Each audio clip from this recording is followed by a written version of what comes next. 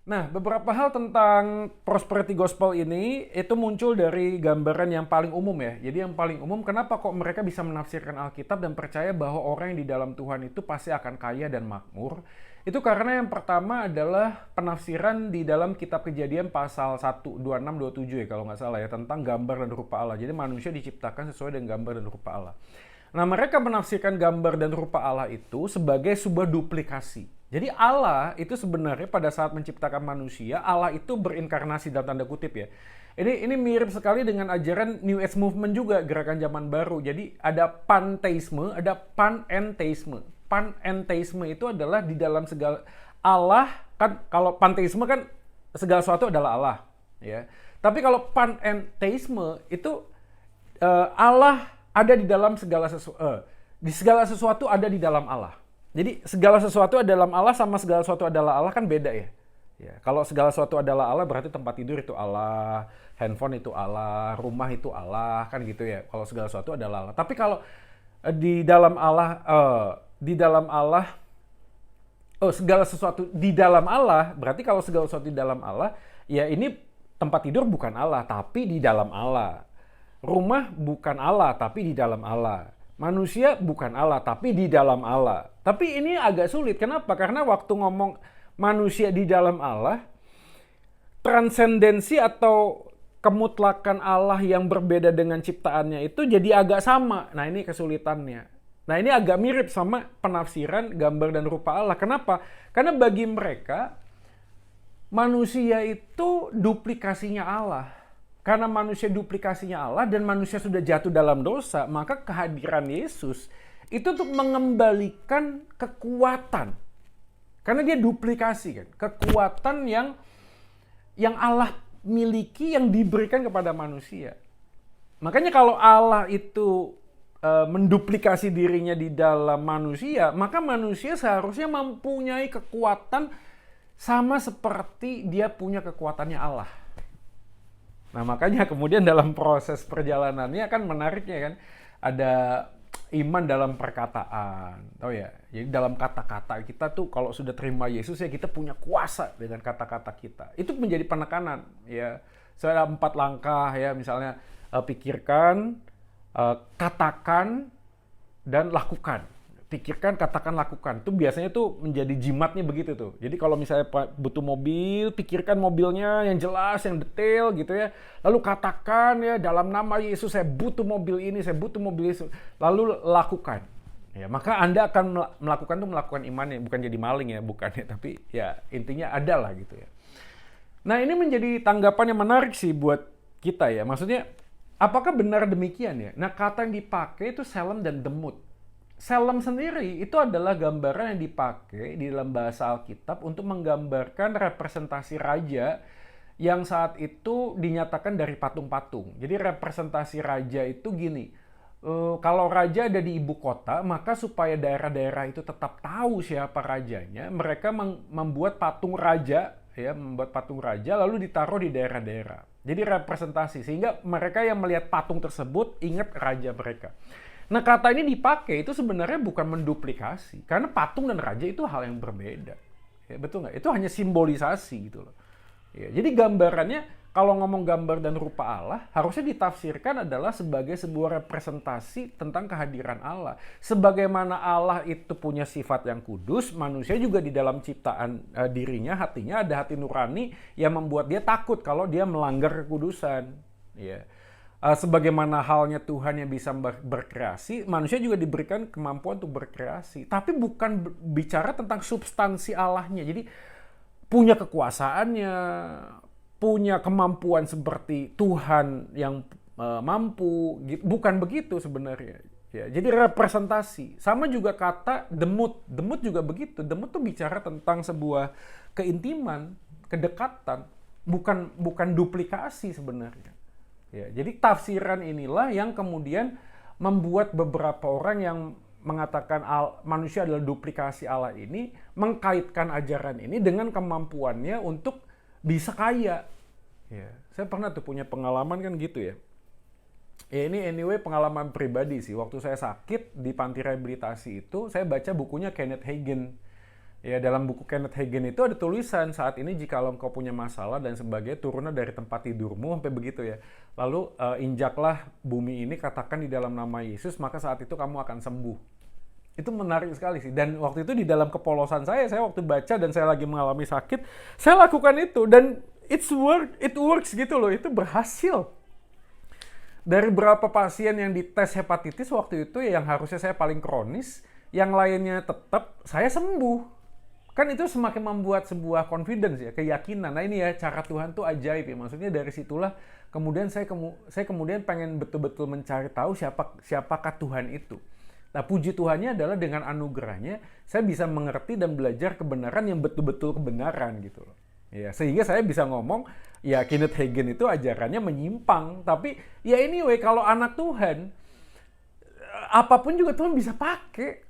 Ya ini kan menarik ya. Saya bukan ngomong terus saya pro gitu ya, enggak. Ya tapi ya ya itulah pengalaman. Dan saya hari ini mau confess, mau mengakui bahwa itu nggak bisa jadi sebuah kebenaran. Enggak. Ya beda-beda Anda dengan saya nggak tahu. Teman-teman punya pengalaman bisa leave di komen juga ya. Tapi itu tidak bisa menjadi standar bahwa saya sudah mengenal Tuhan. Enggak. Pengenalan kita terhadap Tuhan itu terkait erat dengan bagaimana kita itu menghidupi atau belajar tentang kebenaran firman Tuhan. Tanpa itu rasanya akan sangat sulit sih. Ya. Nah poin yang kedua adalah penafsiran mereka tentang Roh Kudus. Ya, jadi bagi mereka, ini catatan yang saya dapatkan, Roh Kudus itu bukan hanya sekedar menebus dosa. Tapi ia menjadi manusia supaya manusia menjadi seperti dia. Ia menjadi kematian supaya orang-orang mati dapat hidup. Ini penafsiran yang dipakai oleh Benny Hinn salah satunya ya. Yang kemudian menggambarkan, loh gimana kok Yesus saja menderita kan? Lalu gimana mungkin kita bisa hidupnya kaya? Nah menurut Benny Hinn dan tafsiran Prosperity Gospel, justru karena Yesusnya mati dan menderita itulah Roh Kudus datang untuk memutarbalikkan kehidupan kita, untuk mengubah hidup kita menjadi lebih baik. Harusnya begitu. Jadi caranya gimana bisa lebih baik? Yaitu tadi, dia terkait dengan kehidupan yang penuh dengan glamor, penuh dengan materi. Ya.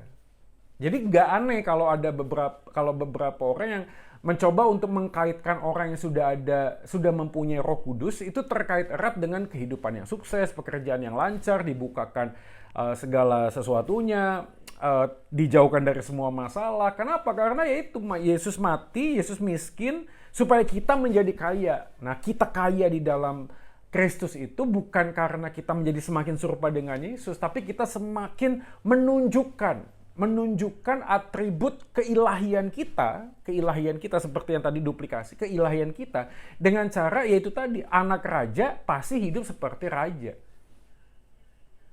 Ya, ada ini yang menjadi penekanan sih ya. Jadi lagi-lagi ya teman-teman sekalian, kenapa sih dari awal itu ya kita juga berhutang banyak sih ya dengan sejarah gereja ya. Maksudnya kita harus banyak belajar bahwa memang ada PR besar di gereja-gereja Protestan, saya gereja Protestan ya, terkait erat dengan bagaimana kita melihat sebuah spiritual journey ya spiritual journey. Bagi saya sih tetap pengalaman rohani itu tidak bisa dijadikan sebuah standar kebenaran.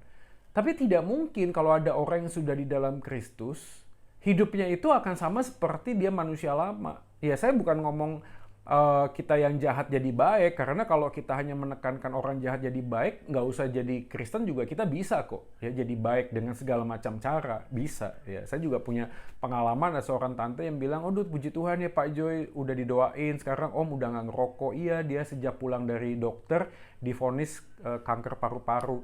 Ya kan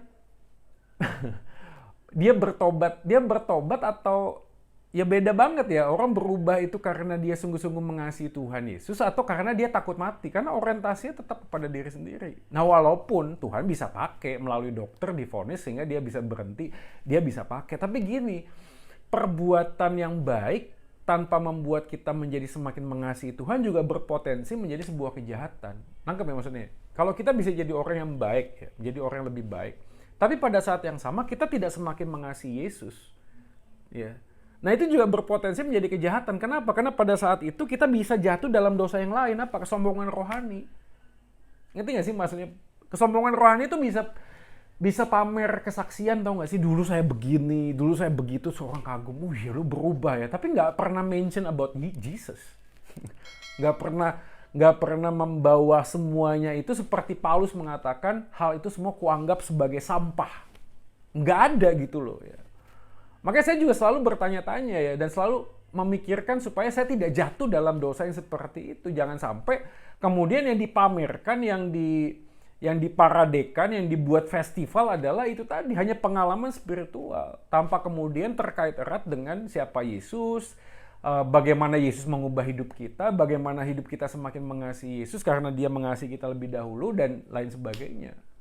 Nah, itu hal-hal yang penting untuk kita bisa mengerti. Artinya, kalau kita percaya kepada kekristenan, ya kekristenan memang iman timbul dari pendengaran oleh firman Kristus. Yes. Ya, karena kita percaya kepada Yesus, kita membaca firman-Nya, dan firman itu relevan. Dia bukan hanya sekedar kata-kata yang bisa memuaskan kognitif kita gitu loh. Nggak bisa cuma sekedar kita tahu, kita bisa belajar doktrin, tapi tanpa mengalami sebuah perubahan hidup menjadi semakin serupa dengan Yesus. Ya sebagai suami, sebagai istri, sebagai anak, sebagai pengusaha.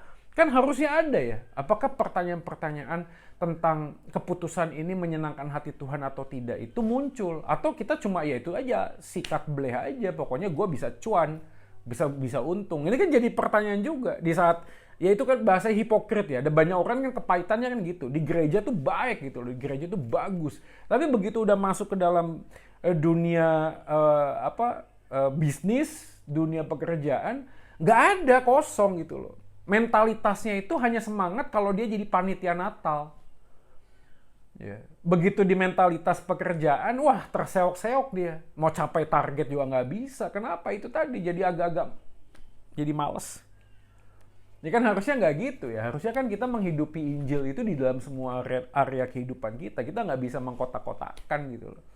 Nah ini ya terkait dengan bagian yang kedua adalah Roh Kudus itu datang bagi pemikiran prosperity gospel itu untuk membuat dan memampukan kita. Sehingga sekali lagi kuasa di dalam diri orang yang percaya itu memampukan mereka untuk menjadi orang yang sukses. Menjadi orang yang ini. Jadi mereka tuh gini. Mereka tuh bukan beriman kepada Tuhan tapi beriman kepada iman, tau gak sih? Jadi beriman kepada iman tuh artinya penekanan utamanya adalah kamu di dalam dirimu yang kuat. Nanti kan terkait erat dengan Arminianisme tadi ya, yang kemudian menekankan kepada kemampuan diri. Kamu punya kemampuan itu. Beriman di dalam iman. Dan itu membuat seseorang kemudian tanpa sadar, itu hanya menekankan sisi-sisi psikologi, sisi-sisi unconscious thinking ya, pemikiran di bawah alam bawah sadarnya ya. Kemudian ya itu tadi mengklaim gitu ya. Ucapkan, katakan. Ya, lalu kalau misalnya nanti belum terjadi juga, jangan pernah menyerah. Ya, terus hidupkan imanmu itu tadi, beriman kepada iman. Bukan bersandar kepada Tuhan dan bertanya, Tuhan apa maksudmu, apa pimpinanmu, apa berkatmu. Karena gimana pun juga kan Alkitab menyatakan Roh Kudus itu untuk mempertobatkan ya. Ya, untuk mengubahkan hidup kita, untuk mengajarkan apa yang Yesus sudah ajarkan. Nah itu poin yang kedua sih. Jadi konsep Roh Kudusnya juga menyimpang. Poin yang ketiga adalah Yohanes 10 ayat 10 itu seringkali juga ditafsirkan ya. Yesus datang supaya orang percaya memiliki hidup yang berkelimpahan. 2 Korintus 8 ayat 9 disebutkan Yesus yang kaya mau menjadi miskin supaya kita menjadi kaya. Nah ini terkait erat dengan gini sih. Pemahaman prosperity gospel yang terkait dengan gini. Berkat identik sama materi. Ya, berkat identik sama materi. Nah, kadang-kadang kita juga jadi picik ya. Menurut saya gini, kelimpahan itu nggak harus dikaitkan dengan materi. Kalau kita mau ngomong tentang tafsiran sederhana saja ya.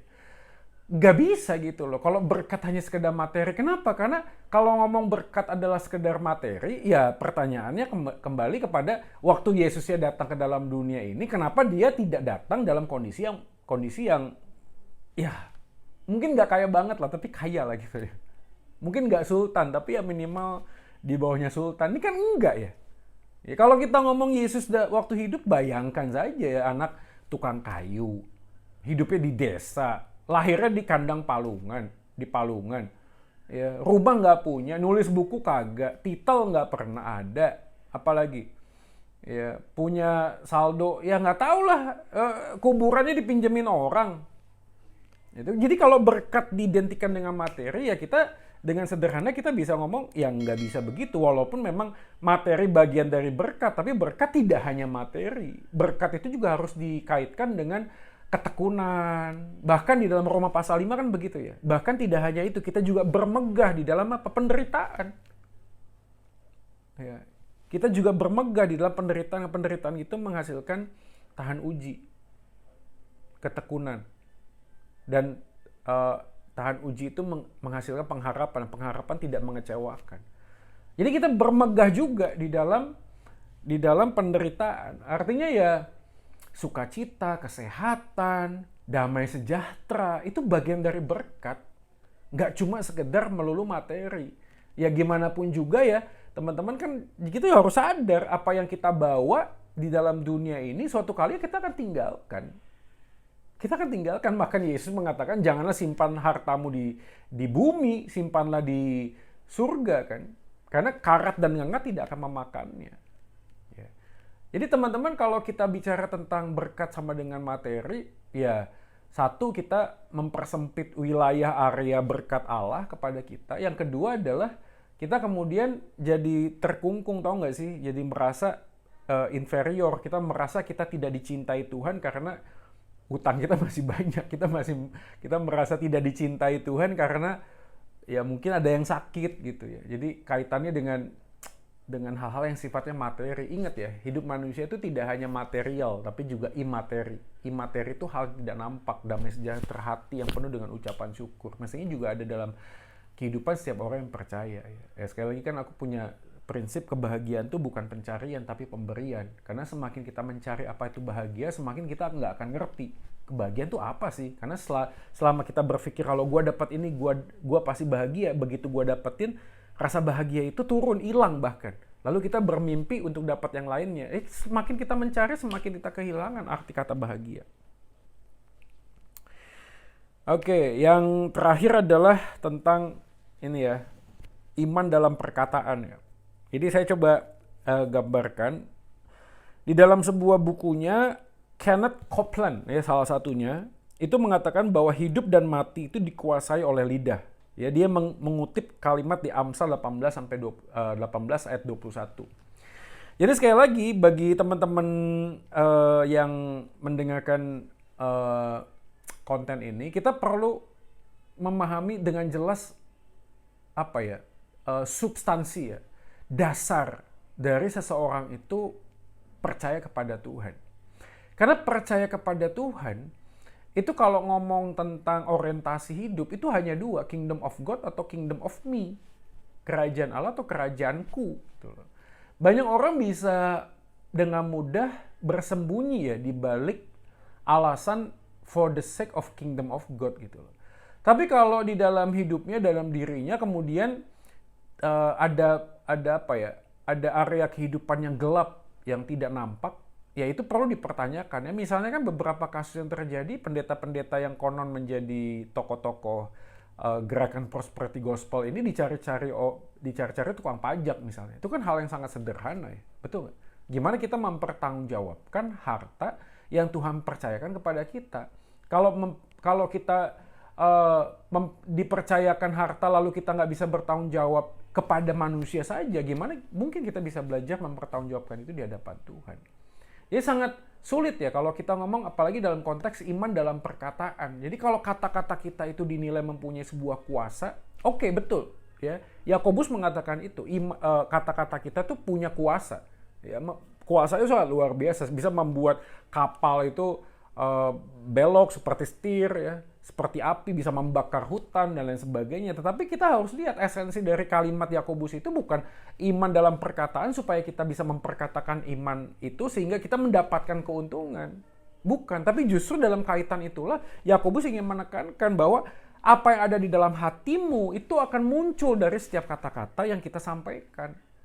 Ya. Apa yang kita katakan, apa yang kita pikirkan, itu adalah gambaran dari apa yang kita percayai dalam hati. Nanti kan pertanyaannya, sekali lagi, kita kan selalu ditanya, apakah orang Kristen nggak boleh kaya?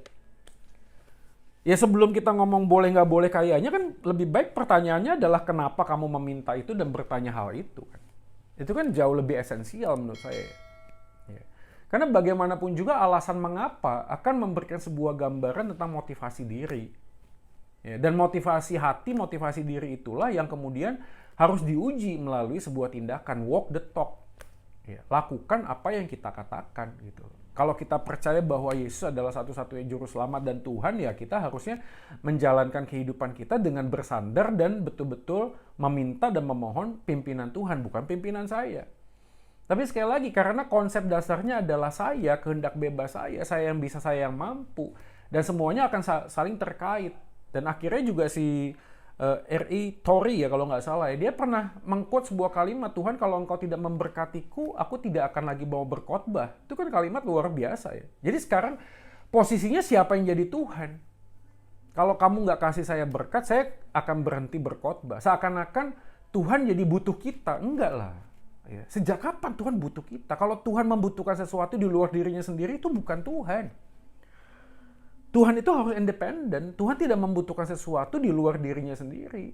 Dan ini kan menjadi poin yang penting. Supaya kita sadar hari-hari ini kalau kita menjadi orang percaya, kita bisa melayani, kita bisa dipercayakan berkat. Come on man, ini bukan karena kita kuat dan gagah, bukan. Ya. Jadi jangan sampai kita merasa gue udah kasih persembahan, gue udah pelayanan, berarti Tuhan butuh gue. Ya enggak lah. Ya, Tuhan tuh nggak butuh kita yang butuh Tuhan. Karena kita yang butuh Tuhan, makanya ya kita harusnya kembali bersandar pada anugerah Tuhan. Ya kadang kan dalam posisi tertentu kita tuh bisa berpikir gini ya, Tuhan saya kurang apa kan gitu ya. Waktu usaha kita nggak bagus, waktu kita punya masalah dengan kesehatan, kita bisa bertanya, Tuhan saya kurang apa ya, saya sudah ini, saya sudah itu. Jadi mulai bergen tuh nggak sih? Mulai coba hitung-hitungan dengan Tuhan. Ya. Dan inilah yang harusnya membuat kita tuh sadar bahwa cara kita untuk melawan itu adalah kembali kepada anugerah. Anugerah itu adalah pemberian kepada yang tidak layak. Saya tidak layak, tapi saya diampuni. Saya tidak layak, tapi saya dipanggil menjadi anaknya. Privilege, kehormatan. Tidak ada satu hal pun yang bisa saya banggakan.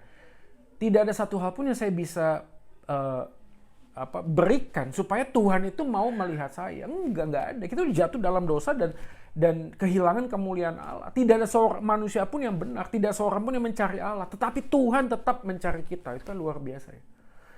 Nah, saya pernah quote kalimat gini, ada orang yang menjadikan Tuhan tempat pelarian. Ada orang yang berlari meninggalkan Tuhan. Tapi Tuhan tetap berlari mencari dan mendapatkan kita. Ada orang yang menjadikan Tuhan tempat pelarian, ada orang yang melarikan diri dari Tuhan, tapi apapun pilihannya, Tuhan adalah Tuhan yang selalu mencari dan mengejar kita.